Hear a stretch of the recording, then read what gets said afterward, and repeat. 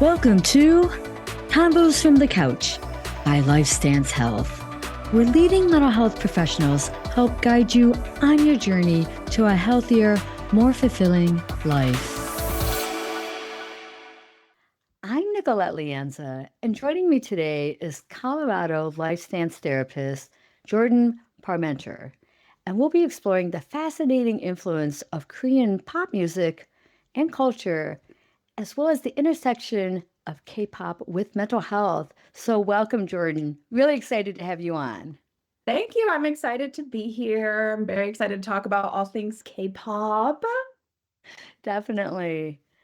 The massive international fan base of K-pop groups such as BTS, Blackpink, and EXO, and even the Netflix animated film K-pop Demon Hunters show the global influence K-pop has as a phenomenon. So, Jordan, I'm really looking forward to our conversation today as we touch on some of the influence and even misnomers of K-pop music and culture. So Yes. let's jump in. Tell us a little bit about yourself and what got you interested into K-pop. Yeah, like you were saying, I am an LPC here in Colorado. I've been practicing for about a little over 5 years. I am a mixed girl, which I feel like is very important to my story of how I got into K-pop. So my mom is Hispanic and Korean, and my dad's Italian and Croatian. So I have a nice little mix here. And I distinctly remember the first time I ever saw anything about K-pop, and it was BTS. It was in 2018. I was at a coffee shop and I was doing something because I had just started grad school at that point. And I remember I was like pulling up something on my laptop to just have some like background music. And on YouTube and like suggested videos, there was this like thumbnail and it was a member of BTS at the time. I didn't know who that was. And I was like, oh, I'm just gonna click it because it's cute. So I was like, let me see what this is. And it was like a 2017 live performance from BTS's song DNA. And I just remember being hooked from there. I saw Junie, who's this man right here, for the first time, and I was like, who is that? And then I saw Jin, and I was like, who is that? And it was just like everything from there. Like it consumed me, BTS specifically. Like I think I stand them for the first 3 years I was into K-pop before I got into anybody else because it was just so everything. And I think what like BTS is what got me into K-pop. And I would think that they also helped me stay in K-pop too. And the biggest thing that I feel like I connect with on BTS is it made me feel okay with my Korean identity because before then, I didn't know any Korean. I didn't know anything about the culture. Like I just knew nothing. And I always felt awkward or like it wasn't right for me to claim that I was Korean or it wasn't right for me to claim that I was Hispanic because I didn't look it, but I also didn't know anything about those cultures. So BTS really, and they don't even know me, but like I felt like they accepted me for who I was. And just because I wasn't like 100% Korean was didn't mean I wasn't Korean enough. So they were like really a gateway into Korean culture. And down the line really helped me connect with my grandma who was Korean. She's long passed away now, but I shared so many intimate moments with my grandma. At the end of her life, she got dementia and she actually forgot how to speak English and only remembered Korean. And because of BTS, there were like simple conversations that I Oh, was able to wow. communicate with Oh, her, right? wow. Uh-huh. But I could tell how much it meant to her. Like her eyes like lit up because she's a Korean woman living in Colorado at a nursing home. Like not a lot of people, I don't think anybody there knew Korean. So I can only imagine how hard it was for her to communicate in those times of what she was needing. And I will just never forget how special those moments were. I remember showing her BTS and she was like, oh, are these your boyfriends? And I was like, Aw. yeah, Junie is my boyfriend. She didn't know. It was like, it was a harmless thing, right? But Mhm. I what got me into K-pop was BTS, and what kept me in K-pop was BTS. And I think their cultural acceptance really helped me feel good about who I am. And that wasn't something I had experienced for my life at that point. Wow. Yeah. Wow. Oh my gosh, love your energy. And you definitely demonstrated how BTS has affected your life and really helped you embrace your identity. Absolutely, Definitely. absolutely. And like I said, I was solely listening to BTS for a few years because I had so much to catch up on with them because obviously they had been a thing for a little bit. They weren't, I wouldn't say they had crossed over into America like they are now. I think that really came with the Dynamite and Butter phase of their career. But after a few years, I was like, okay, maybe I can introduce another group because it is consuming to be a K-pop fan. And what we call multi-stan are those that stand on multiple groups. And so I was only talking about BTS and that was it. And then I found this group called 17 and they also, I think those are my two top favorite groups. And BTS helped me accept my Korean identity and 17 really helped me with body acceptance. Oh, So it's wow. like I have these Nice. deep ties to these Korean, like these K-pop groups that I think you'll find a lot if you talk to K-pop fans. And I think that's why it's such a phenomenon is because of these like really deep connections. Not that they don't exist in like other genres or with other artists, but there is something about the tie of K-pop fans or K-pop stans and their K-pop groups. Like it's a very intimate thing for us. It definitely sounds like it. Yeah. How would you define K-pop? And even what are some of the most misnomers about the genre of music?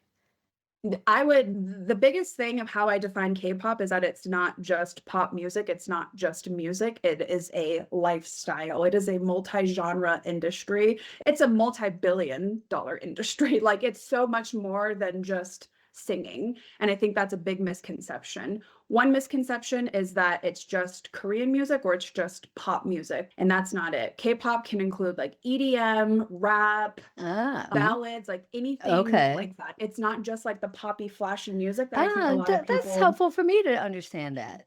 Yes, Okay. yes.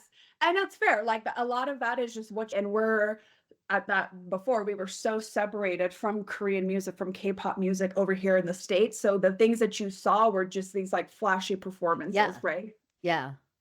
And it's so much excuse me, it's so much more than that. Like I said, not only is it like a multi-genre thing, but it's also like a way of life. The idols that you see in these groups have been idols for a long time. These are idols that train most of their life to be an idol. And like I said, that's more than just the music. The image of an idol is very important, but it's the fashion, the choreography, the singing, the how you present yourself to other people. Like they're idols for a reason because they want us to look up to them and they show like a Mhm. good example of society. So I think that's why it's so much more than what of someone just doing a performance. Like we get intel of their life. We have ways to communicate with them. Some of them have like their own variety shows. Like it's so much more than just music.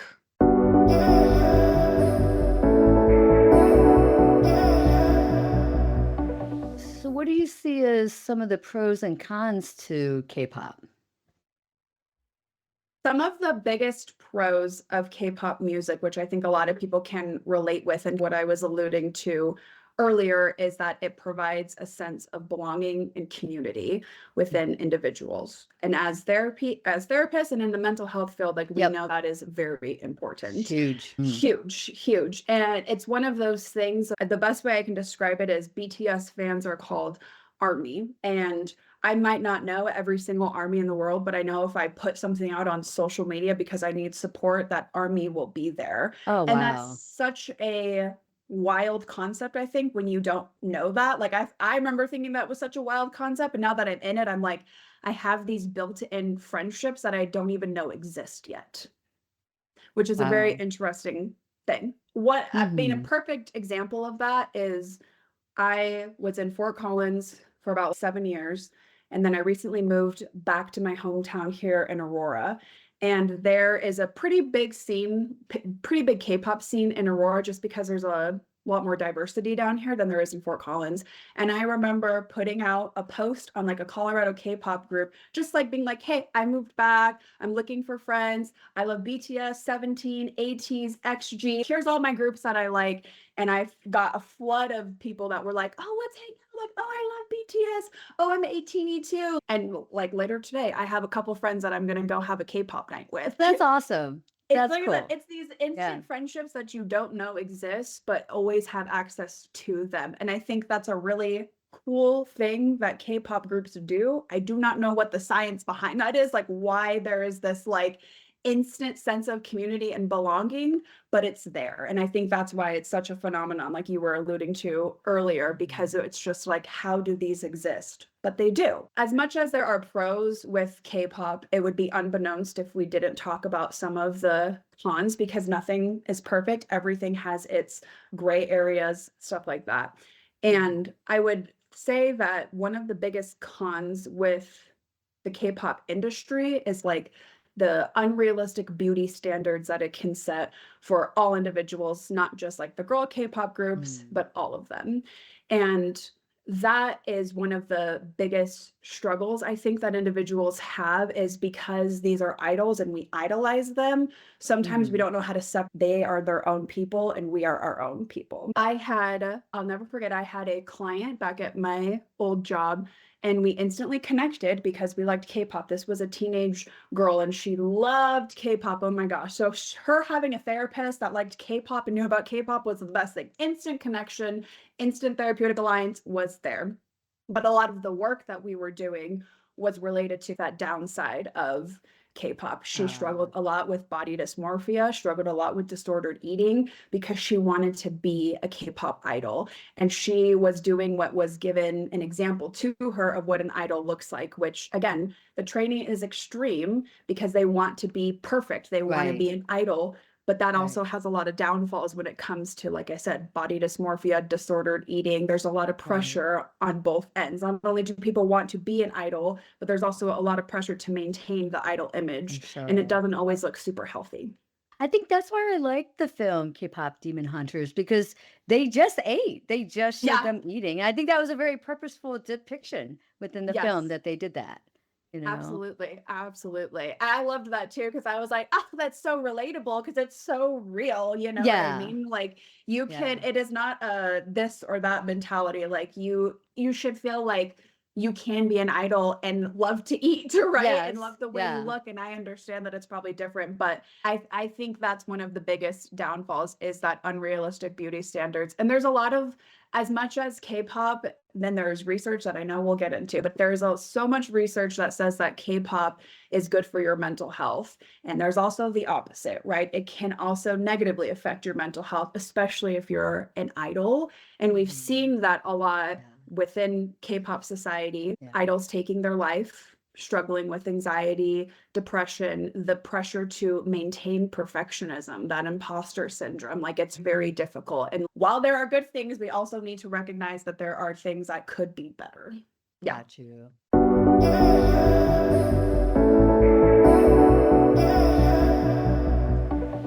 So, in your opinion, why do you think some people become fans of K-pop? Again, that sense of belonging and community, Yeah, I think, is so important. That is such a hard thing to build, especially COVID and post yeah, COVID.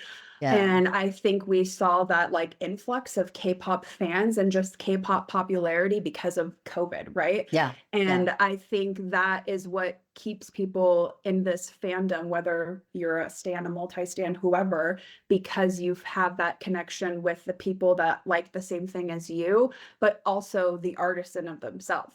And I think a lot of that comes, again, going back to the music of K-pop. It's not just and I love Dynamite because Dynamite is what got BTS over here. And people were like, oh my God, BTS. And I'm like, duh. That is a very poppy song. Yeah, it But is. their repertoire of music is Right. That's so not representative of every right. song that they do. Right. Exactly, right? They have very deep music that talks about real things. And they're not the only K-pop group that does it. I just say BTS because I know they're like the most known right now. But the music that they produce is very intentional and talks about real life things. BTS has a Love Yourself trilogy and it's 3 albums and it's Wow. about learning how to love yourself and it starts with being infatuated and in love with somebody else. That's the first album. The second album talks about heartbreak and what that does to you. And the last part talks about, oh my gosh, loving me is actually the most important thing in the world. I can't love anybody else until I love myself and accept myself. And that is like a 3 album trilogy. Like it's so Wow. Wow. wild to see how deep this music goes. And I think, again, that's another reason why K-pop fans are so connected to the community because there are real issues that are being talked about and that are relatable.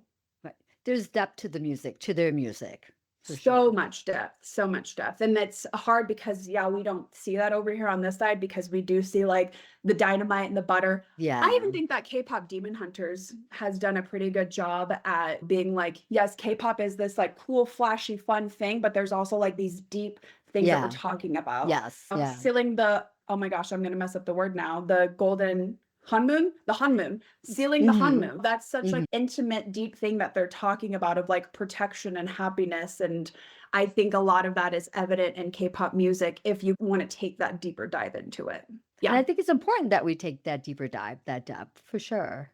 Absolutely. And that's why I think that the K-pop community is so strong because there are you can turn on songs that you're like, you know what, I just want to be happy. I don't want to think about anything. I just want to be blah blah blah. And then there's songs that you can be like, I need to cry. I need a really good Mhm. song to cry to. Like there's Mhm. so much depth that comes with the K-pop community. And again, not saying that doesn't exist outside of K-pop, but I think one of the misnomers is, right, that it's just this flashy, poppy, Right. cute boys and hot girls Yeah. type of Yeah. situation. It's so much deeper than that. Yeah. Definitely.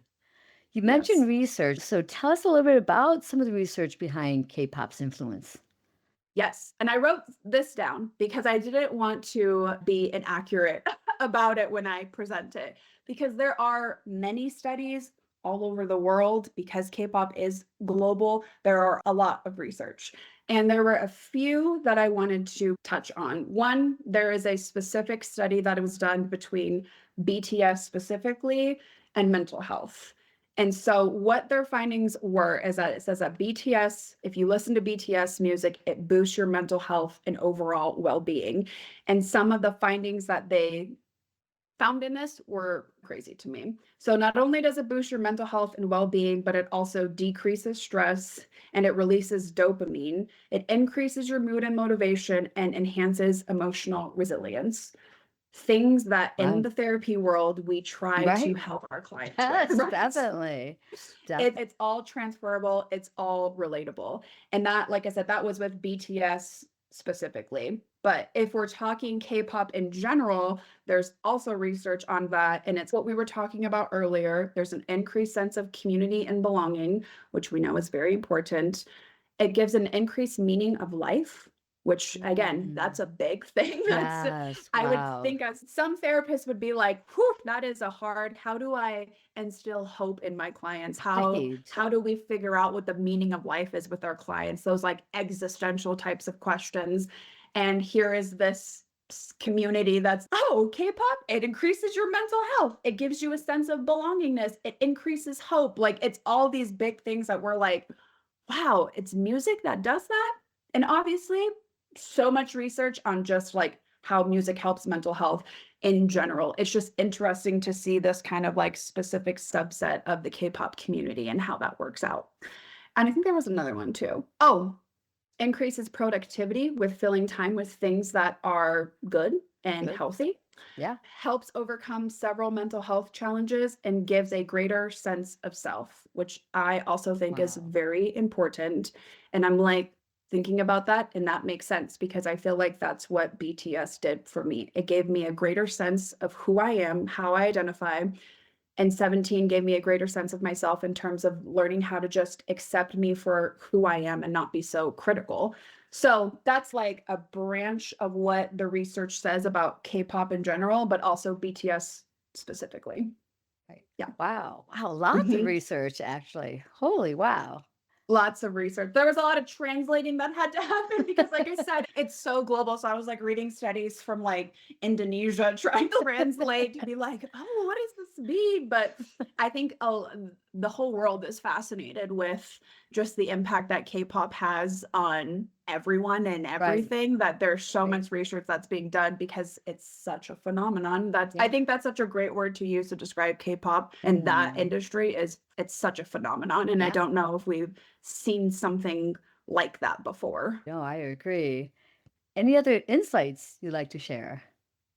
Let me big. I'm trying to make sure that I went over everything. Obviously, knowing that we're not going to be able to do everything K-pop in 30 minutes. I understand that. But the low-key perfectionist in me is okay, I want to talk about this and this and this. One thing I was looking at too, there is a Korean American licensed therapist who has a platform on social media that kind of talks about the K-pop influence as well. And one of the things that I was listening to her talk about, which I think heavily applies in therapy, is this idea of like moderation, right? I think Mm, that's a very important thing that we try mhm. to help our clients learn how to engage in. Everything is good in moderation. There Right, some things can be taken too far on either directions. And she right, was doing a video about comparing like K-pop fans, K-pop stans to like sports fans. Because again, I think there's a lot of another like misnomer or what K-pop is not is everyone thinks it's just like little girls that like right, K-pop. And I'm right. like, it's a multi-billion dollar industry for a reason. And as much as Yes. I don't doubt the teenage girl like power, like I don't think that it's only teenage girls. And it's not. Like I think about K-pop concerts that I've gone to and the friends that I've made, and I've talked to a teenager and I've talked to a retired lady. K-pop spans everyone because what they're talking about is Right, relatable and it's right, real. right. And what she had said is something that stuck with me, and I wrote it down, is that she says, being a fan is not the issue, it's how you fan. And I'm like, oh, I That's think that good. speaks so much to moderation Yeah, of like, there are good things about K-pop that give you that sense of belonging, the sense of community. It helps you have a greater sense of self. It reduces your stress. But then it can also be on the overdrive where it's taking yeah, over things, right? And there are boundaries that need to be made. There yeah, are a subset. Again, I love K-pop. I'm going to be the biggest advocate for K-pop. And I'm also going to be like, and there's not great things in K-pop, right? The beauty mhm. standards, the suicidality, the anxiety, the depression, but there are also K-pop fans that take things too far, and those are called Okay, say things. And it's okay. basically translate to stalkers, right? Who make this their entire life, who think that Junie from BTS knows them and cares about Oh, them, and they'll yeah. do anything to find him. And they do. There have Okay. been so many instances where say-things have invaded the privacy of idols where they've found their number, showed up at their hotel, sent them like really disturbing things. There is a line. We can learn how to enjoy something and understand the impact that it gives to us and still live a healthy lifestyle. Agree. Moderation. Yeah, all about the balance of it, All for about the sure. balance of it, right? Yeah, And so I want to try to hold both and when talking about K-pop because it has its good and it has some we could work on that type of thing. got Yes. you.